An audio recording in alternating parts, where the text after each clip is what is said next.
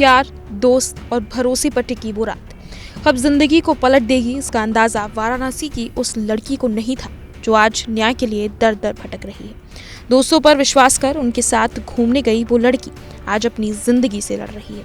कुछ दोस्त उस लड़की को घूमने के बहाने बहला फुसलाकर हुक्का बार ले गए। वहां उसे नशीला पदार्थ पिलाया गया और फिर 7 दिनों तक बंधक बनाकर हवस का शिकार बनाया गया। इस दरिंदगी की वारदात ने महिला सुरक्षा का दावा करने वाली यूपी सरकार पर कई सवाल खड़े कर दिए। दरअसल उत्तर प्रदेश के वाराणसी से गैंग रेप के दिल दहला देने वाली वारदात सामने आई है।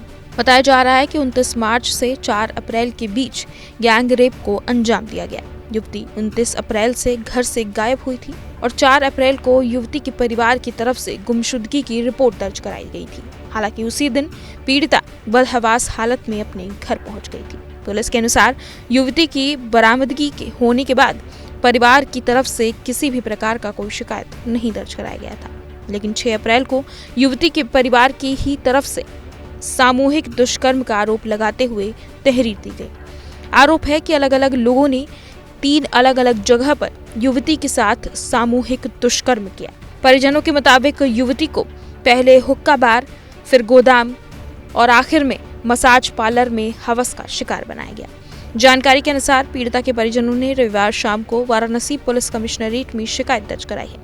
मामला सामने आने के बाद पुलिस ने कार्रवाई करते हुए अब तक 6 लोगों को हिरासत में लिया है और उनसे पूछताछ की जा रही है। वहीं वाराणसी के लालपुर थाना में 12 नामजद और 11 अज्ञात लोगों के खिलाफ बीएनएस की कई धाराओं में एफआईआर दर्ज किया गया है।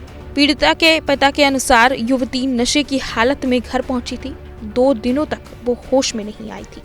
उसके बाद उसने इसकी जानकारी दी और परिजनों ने पुलिस में इसकी कंप्लेंट की, मगर पुलिस कोई सुनवाई नहीं कर रही है। वो एकदम बदहवास नशे की हालत में थी। वो कोई स्थिति बताने को तैयार नहीं थी, इसलिए कि वो एकदम नशे में थी। जब उसको होश आया तो वो धीरे धीरे सारी बातें खुलने लगी। वो कुछ नहीं हुआ, यहाँ हमेशा हमको आना पड़ रहा है। उसका कोई इस तरीके का भी उपचार नहीं हम करवा पाए हैं। लगातार वो नशे में थी, आप कह रहे हैं? हाँ, वो नशे में ही उसके साथ लोगों ने दरिंदगी किया नशा देकर। पिता के अनुसार युवती के साथ पढ़ने वाले लोगों ने नशा कराकर इस दरिंदगी को अंजाम दिया, जिनमें 4 लोगों के नाम उनकी बेटी बता चुके हैं। अब वो पुलिस से उन लोगों के खिलाफ सजा की मांग कर रही है। ये उनके साथ जो क्लासमेट थे उनके ये जानने वाली थी, इसीलिए उसको बहला फुसला कर किसी प्रकार से उसके साथ ये सब हुआ है। वो एक आयुष है और दानिश है, राज खान है। इधर युवती के साथ हुए गैंगरेप को लेकर समाजवादी पार्टी के सांसद वीरेंद्र सिंह ने भारतीय जनता पार्टी को निशाने पर ले लिया है।